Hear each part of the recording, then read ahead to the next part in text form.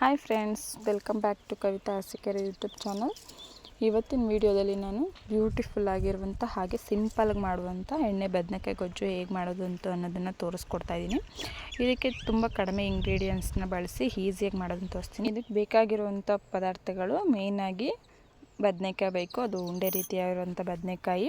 ಹಾಗೆ ಖಾರಕ್ಕೆ ಅಂತಂದ್ಬಿಟ್ಟು ಇದಕ್ಕೆ ಸ್ವಲ್ಪ ಮಸಾಲೆ ರುಬ್ಕೋಬೇಕು. ಅದಕ್ಕೆ ಸ್ವಲ್ಪ ಒಂದು ಉಂಡೆ ಆಗೋಷ್ಟು ಬೆಳ್ಳುಳ್ಳಿ, ಒಂದು ಸ್ವಲ್ಪ ಶುಂಠಿ, ಒಂದು ನಿಂಬೆಹಣ್ಣು ಗಾತ್ರದಲ್ಲಿ ಹುಣಸೆಹಣ್ಣು, ಈರುಳ್ಳಿ, ಒಂದು 2 ಟೊಮೊಟೊ, ಕೊತ್ತಂಬರಿ ಸೊಪ್ಪು, ಸ್ವಲ್ಪ ಕಾಯಿ ಮತ್ತು ನೀವು ಮನೇಲಿ ಬಳಸ್ತಾ ಇರುವಂತಹ ಖಾರದ ಪುಡಿ ಇಷ್ಟನ್ನು ತೊಗೋಬೇಕು. ಮತ್ತು ಒಗ್ಗರಣೆಗೆ ಅಂತಂದ್ಬಿಟ್ಟು ಒಂದು ಸಣ್ಣದಾಗಿ ಕಟ್ ಮಾಡಿಕೊಂಡಿರುವಂತಹ ಈರುಳ್ಳಿ, ಹಾಗೆ ಒಂದು ಅರ್ಧ ಸ್ಪೂನ್ ಸಾಸಿವೆ, ಒಂದು 10ರಿಂದ 15 ಕರಿಬೇವಿನ ಸೊಪ್ಪು, ಒಂದು ಸ್ಪೂನ್ ಆಗುವಷ್ಟು ಗರಂ ಮಸಾಲೆ, ಒಂದು ಸ್ವಲ್ಪ ಖಾರದ ಪುಡಿ, ಒಂದು ಸ್ಪೂನ್ ಆಗುವಷ್ಟು. ನೀವು ಇಂಗ್ರೀಡಿಯೆಂಟ್ಸ್ ಜಾಸ್ತಿ ಆದಷ್ಟು ಮಸಾಲೆ ಜಾಸ್ತಿ ಆಗುತ್ತೆ ಅಷ್ಟೇ. ಹಾಗೆ ಒಂದು ಸ್ವಲ್ಪ ಅರಿಶಿನ ಪುಡಿ, ಇಷ್ಟನ್ನು ಬಳಸ್ಕೊಂಡಿದ್ದೀನಿ.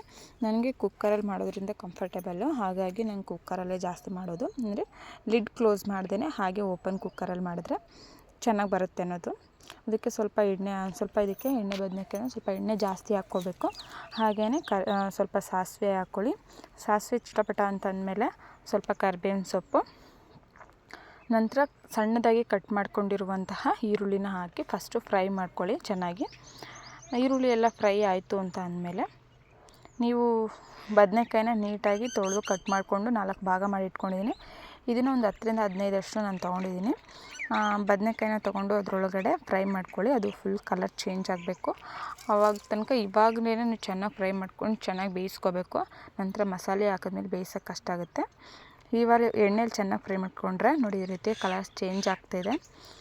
ಈ ಥರ ಫುಲ್ ಕಲರ್ ಚೇಂಜ್ ಆಗಿ ಚೆನ್ನಾಗಿ ಬೆಂದಿದೆ ಅಂತ ಅಂದಮೇಲೆ ಅದಕ್ಕೆ ಸ್ವಲ್ಪ ರುಚಿಗೆ ತಕ್ಕಷ್ಟು ಉಪ್ಪನ್ನ ಹಾಕ್ಕೊಳ್ಳಿ. ಉಪ್ಪನ್ನ ಹಾಕ್ಕೊಂಡು ಇವಾಗ ಉಪ್ಪು ಖಾರ ಹಾಕಿದ್ರೆ ಕೆಲವರು ಅದನ್ನು 4 ಭಾಗ ಮಾಡಿ ಅದರೊಳಗೆ ಮಸಾಲೆ ತುಂಬಿ ಮಾಡ್ತಾರೆ. ಬಟ್ ಇದು ಈಸಿ ಮೆಥಡು. ಈ ಥರ ಏನೂ ಇಲ್ಲ, ಡೈರೆಕ್ಟಾಗಿ ಈ ಥರ ಹಾಕಿ ಒಂದು ಸ್ಪೂನ್ ಆಗೋಷ್ಟು ಖಾರದ ಪುಡಿ ಹಾಕ್ಕೊಂಡು ಚೆನ್ನಾಗಿ ಫ್ರೈ ಮಾಡಿಕೊಂಡ್ರೆ ಇದರಲ್ಲೇ ಉಪ್ಪು ಖಾರ ಎಲ್ಲ ನೀಟಾಗಿ ಒಳಗಡೆ ಅಂಟುತ್ತೆ. ಬದನೆಕಾಯಿ ಕೂಡ ನೀಟಾಗಿ ಬೇಯುತ್ತೆ. ನೋಡಿ ಈ ರೀತಿಯಾಗಿ ಫ್ರೈ ಮಾಡ್ಕೊಳ್ಳಿ ಚೆನ್ನಾಗಿ. ಅದು ಸ್ವಲ್ಪ ಹೊತ್ತು ಚೆನ್ನಾಗಿ ಬೇಯಬೇಕು. ಫ್ರೈ ಆದಮೇಲೆ ಒಂಚೂರು ಅರಿಶಿನ ಪುಡಿನ ಹಾಕಿ ಒಂದು ಅರ್ಧ ಸ್ಪೂನ್ ಆಗೋಷ್ಟು ಸಾಕು, ಅದನ್ನು ಹಾಕಿ ಚೆನ್ನಾಗಿ ಫ್ರೈ ಮಾಡ್ಕೊಳ್ಳಿ. ಫುಲ್ ಕಲರ್ ಚೇಂಜ್ ಆಗಿ ಸೈಜು ಅಷ್ಟೇ ಚಿಕ್ಕದಾಗುತ್ತೆ. ಆ ಟೈಮಲ್ಲಿ ನೀವು ಮಸಾಲೆನ ಹಾಕ್ಕೋಬೋದು. ನೋಡಿ ಇನ್ನೂ ಇದು ಬೆಂದಿಲ್ಲ, ಫ್ರೈ ಆಗಲಿ ಚೆನ್ನಾಗಿ.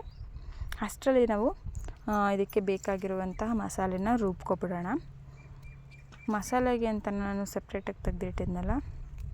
ಮತ್ತು ನೋಡಿ ಗರಂ ಮಸಾಲೆನೂ ಈಗಲೇ ಹಾಕಬೇಕು. ಅದನ್ನು ನಾನು ತೋರಿಸಿರ್ಲಿಲ್ಲ. ಗರಂ ಮಸಾಲೆ ನಾನು ಆಲ್ರೆಡಿ ಹಾಕ್ಬಿಟ್ಟಿದ್ದೆ. ಒಂದು ಸ್ಪೂನಷ್ಟು ಗರಂ ಮಸಾಲೆ ಹಾಕಿ ಇವಾಗ ಒಂದು ಮಿಕ್ಸಿ ಜಾರ್ಗೆ ಸ್ವಲ್ಪ ಬೆಳ್ಳುಳ್ಳಿ, ಶುಂಠಿ, ಕೊತ್ತಂಬರಿ ಸೊಪ್ಪು, ಕಟ್ ಮಾಡ್ಕೊಂಡಿರುವಂತಹ ಈರುಳ್ಳಿ, ಟೊಮೊಟೊ, ಹಾಗೆಯೇ ಖಾರದ ಪುಡಿ, ಕಾಯಿ, ಹುಣಸೆಹಣ್ಣು ಇಷ್ಟನ್ನು ತಗೊಂಡು ಒಂದು ಸ್ವಲ್ಪ ನೀರು ಹಾಕಬೇಕು. ಜಾಸ್ತಿ ನೀರು ಹಾಕಿದ್ರೆ ಅದು ಸಾಂಬಾರು ಥರ ಆಗಿಬಿಡುತ್ತೆ.